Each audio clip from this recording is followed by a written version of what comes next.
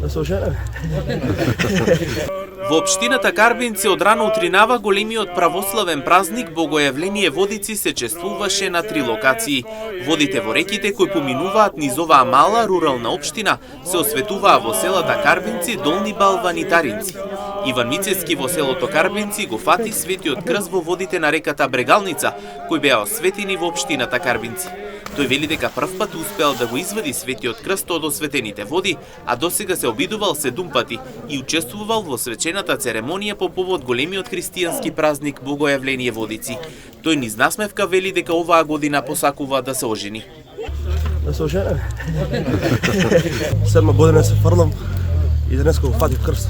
Жарко Михајловски пак беше најбрз и го извади светиот крст од осветените води во реката Брегалница, кој беше положен од мостот кој ги поврзува жителите на селото од останатите населени места во општината. Такам да потакам на тите живот добра. Бога, верба во Бога. И да роди за многу години нека. Толку имам да кажам. Пред ме живи здравје. Тоа Градоначалникот на општина Карбинци Виктор Паунов на своите сограѓани им го честиташе празникот со Бог се јави, на вистина се јави. Посака здравие, среќа, берекет на сите. За нови години Бог се јави.